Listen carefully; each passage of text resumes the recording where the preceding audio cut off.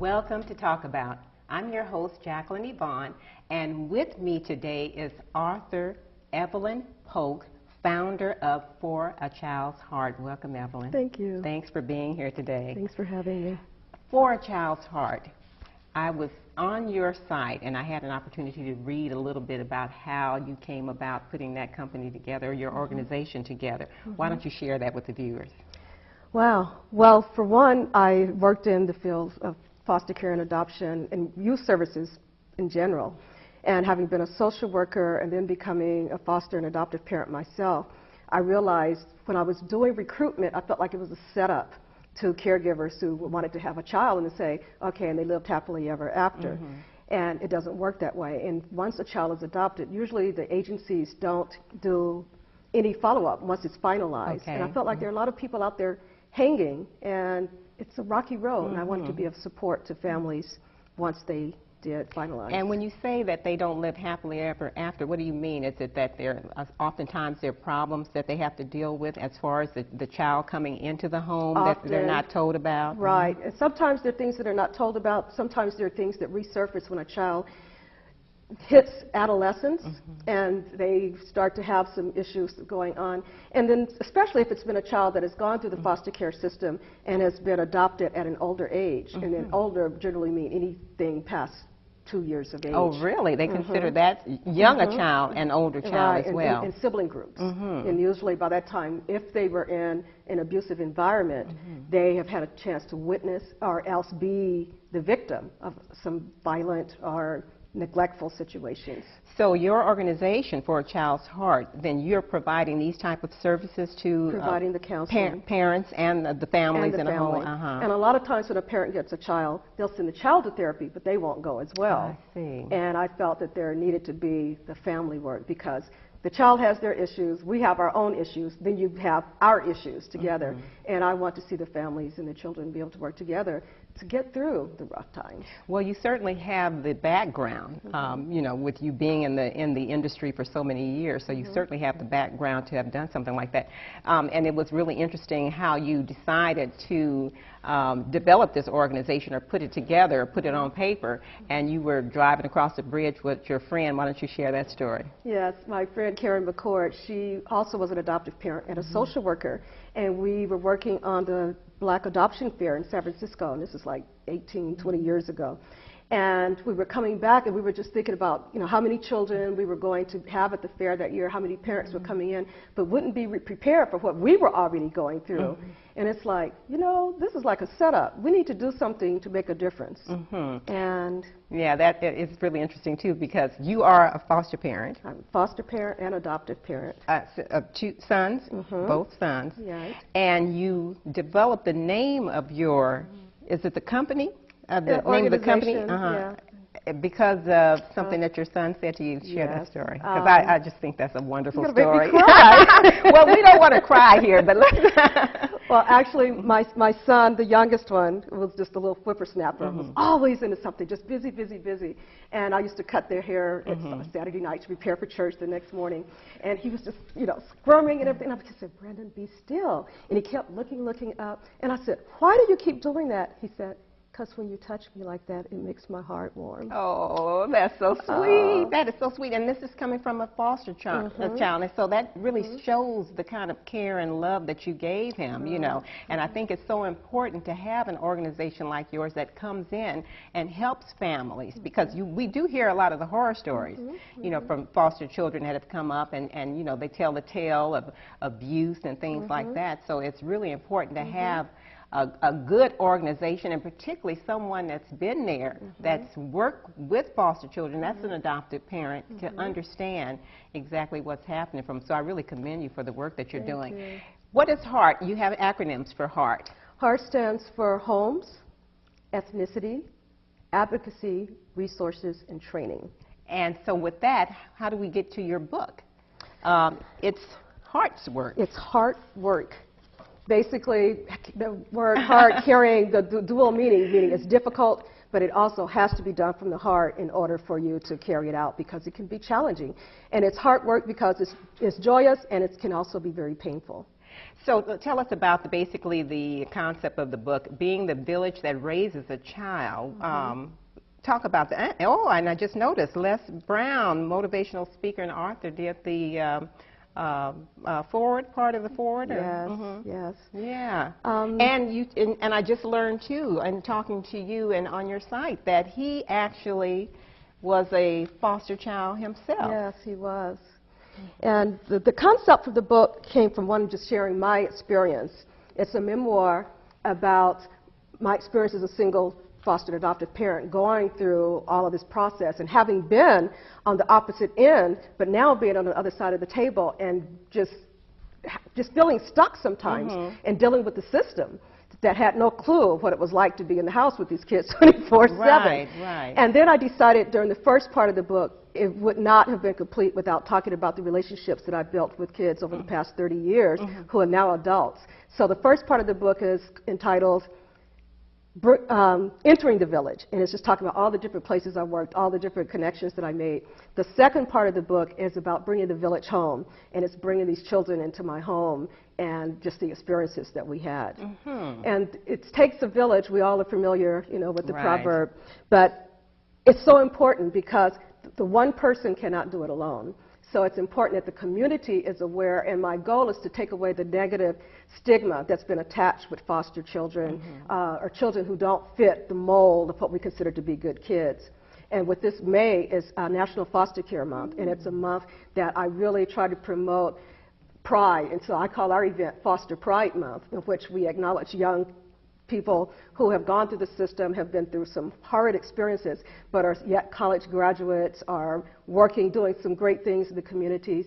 And you mentioned Les Brown. Actually, he was one of my inspirations, because when I watched him during the time I was going through this difficult time, one of the things that caught my ear, he always closes his message out with a signature statement that says, "This is Les Brown, Mamie Brown's baby boy." Wow. And that came from people in the community telling her, "You need to take those boys back down to the welfare department," because he was such, you know, a little terror.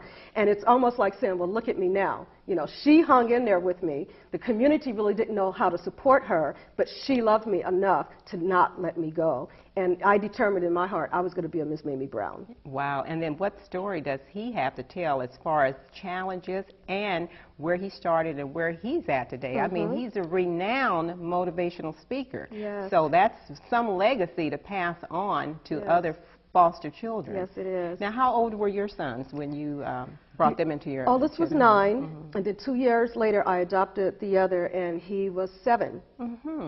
So at that time I had a 7-11. Oh, you had a 7-11. That's great. Yes. That's great. Yes. So tell us a little bit more about some of the things your organization does. Well, the primary service is counseling. I'm a licensed marriage family therapist. So the primary thing is doing the individual counseling with the kids, as well as doing group counseling and family counseling. But the other services that are so needful are just primary mentorship. And that's where the village comes in, because you don't have to be a therapist. You don't have to have a whole bunch of credentials just to let a child know that you're there for them. Call them up once a week. You know, go take them out to have for a walk or to get some ice cream or something. And I'm not talking just about the babies. I'm talking about the teenagers who walk around with that shell on, but they really need someone just to touch their hearts and to know that you care. And some of the most touching parts of the story, and I just recently did my book signing, 2 of the young men that one was my foster, well, he was a client on my caseload when he was 11 years old, and now he's 35 with his own children. And another was 17 when I met him, and he's 35. So they both contributed to the book and read at my signing, and there wasn't a dry eye in the place. Oh, wow. And it lets you know that it's worth it. And I didn't have to come up with money to do anything with them. I didn't have to actually be in that job position because I was long gone, but I maintained relationships with them, and that is so important. And even with my sons, that some of the things that turned out were not what I had dreamed for them. However, I know that unlike a lot of kids in the system, they have somebody to call mom. Yes. Yes. Yes, and that's so important, so very important. Yes. Now, do you do speaking engagements or, you know, workshops and things like Yes, that? I do. As a part of HEART, for years since I started, I've been doing training workshops for group homes, caregivers, to know how to deal with some of these behaviors. Now, I've just started my public speaking career under the mentorship of Mr. Les Brown. as a platinum. Les What Brown. a mentor. Yes. I call him my mentor and my baby boy. I Yes, told him Ms. Brown isn't around anymore, but you still need a mama. That's right, exactly yeah, right. And I'm loving it because I've been able to travel, speak to kids and adults as well, and I love it. Now, do you have some big fundraiser or something coming up? Tell us about that. Yes, we do. 2 weeks from today, which will be May 29th, yesterday, we have a fundraiser for scholarships, which is another one of the services that we provide to current, former, and transitioning foster youth, so whether they're going to school, whether they're taking up a trade, or whether they're just trying to get into apartment and settle in. We like to give them scholarships because when you turn 18, you may not have family. So we have, on that Friday night, we have a fundraiser in which our keynote speaker will be none other than Mr. Les Brown. Yes, and we have a couple of our young people will perform because we have a fundraiser CD, and some of them are musicians, so they contributed to that. So they're going to perform, he's going to sing, I mean, he's going to speak. Oh, he'll like that. And we'll be selling copies of the books and other products to raise money. For the following day, we'll be doing a series of workshops in the morning. In the afternoon, we'll have our Foster Pride Luncheon that will honor our young people. Well, that sounds fantastic. And Mr. Brown's youngest son, John Leslie Brown, also known as High Hopes, he's a motivational rapper, he's going to present to our young people. That is great. Now, if someone wanted a copy of your book, or wanted information about your organization, why don't you give out your phone number? Okay. The phone number is 707-553-1971. Our website is www.childsheart.org. And I'm sure they can find information or get some information about the upcoming event Yes, as they well, can. and the scholarship program, and being a nonprofit organization. It's a tax-deductible donation. Right, tax-deductible donations. So at any rate, I want to thank you very much for being here. Our time is just about winding out. Is there any quick word that you can give to any foster children who might be out there? For one, I want to say, don't let your past dictate your future. You're destined for greatness. God has a plan for your life. And just because it started off rough, it doesn't mean it's always going to be. And if you're blessed enough to have a foster or adopted family that treats you good, be grateful. And with that, I want to say thank you very much for being here. But I want to say to you, please stay with us because we have something really exciting coming up next. Thank you very much. Thank you so much for being here. Hi, if you're just tuning in, this is Talk About, and I'm your host, Jacalyn Evone. And one of the things that I get really excited about is introducing the community to some really interesting business owners.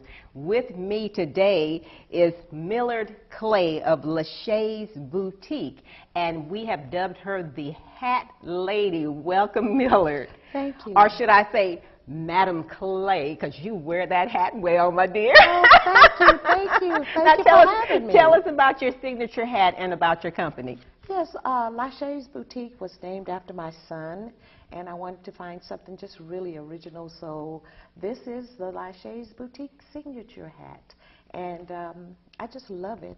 It compliments everywhere I go. And you've had some famous people try to buy it off from you, but this is her signature hat. It is not for sale. Not so for I know sale. people will probably call and say, I want a hat like that. You could probably find one for someone. Well, I'll try, but I think this is original. Yes. And that's what your shop is basically, a lot of original designer type hats. Yes, it is. Right, so one of a kind, so that we won't have to go someplace and see somebody sitting up there like the hat derby or something, you know, and have everybody sitting up in the same hat. Side by side. Exactly yes. right, yes. Yes. So, but you also carry clothing. High-end clothing. And this is one of the outfits and jewelry. Yes, the jewelry from your shop as well? Yes. Rings. Well, wow. Okay, great, great. Well, what I'm excited to do today is to look at some of the hats that you brought along today. So you'll have to actually go visit her boutique in San Leandro to see some of the rest of the clothing items and the jewelry and whatnot. Yes. But we're going to feature some of those hats today. So let's start with the first model and take a look at that. So why don't you describe the hat we're looking at? Here we have JJ. She's wearing this beautiful pink hat by way of Paris. And Nigel Raymond is the designer. Wow, that Thank is you. very unique. Isn't that very fun? unique. I love that point. It's really different, one of a kind. Here we have Cookie. She's also wearing a hat from Paris, by way of Paris. This hat is by way of Lillian Taylor of New York. Cookie, she's just, oh, that's beautiful. That is beautiful. just gorgeous. And it's also Nigel Raymond design. Wow, Yes. that is just beautiful. Isn't Now, it? let me ask you, I think it's really challenging when people start businesses, nowadays, and you've only been open, for about a year or Yes, so? yes. And so you opened at the time that the economy was taking a downturn, but I think that I commend you for that, because I think that, right now we're looking at 8.5% high unemployment. Yes. Highest it's been in 26 years. So I think it's important for people to go ahead and open up their own businesses. And so we need to support our entrepreneurs. So let's go ahead and take a look at another hat here. Here we have JJ with this bone-colored hat.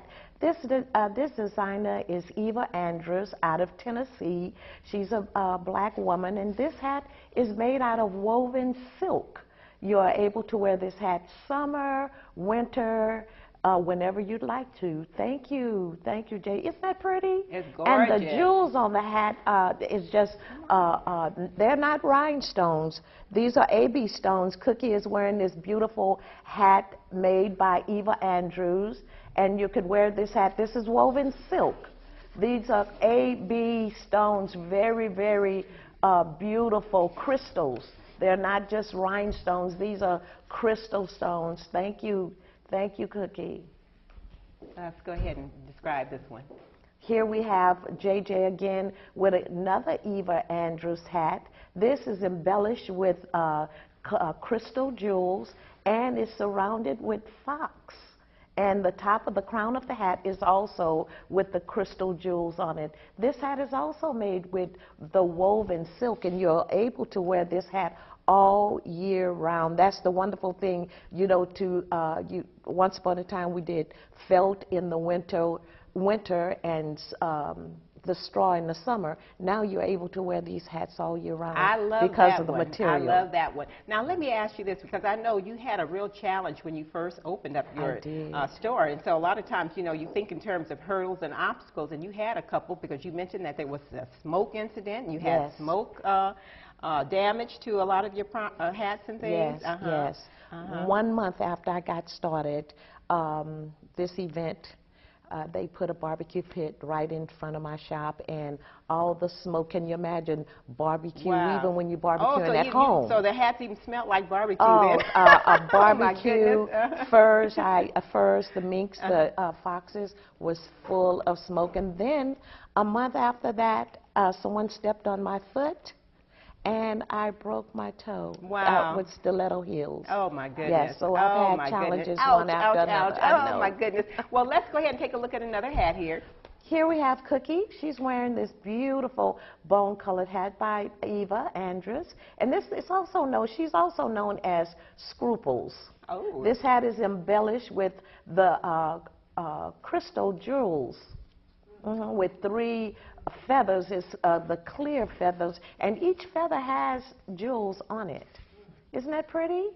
Wow, it's gorgeous. gorgeous. Thank you, Cookie. You wearing that hat, girl? And hi, here we have JJ once again with the woven silk pink, embellished with the jewels, the crystal jewels. This hat is also made by Eva Andrews. I just wanted to let the audience know I do carry smaller brims, wide brims, whatever you like. Whatever you like. Well, this is really exciting. You have such a really interesting collection.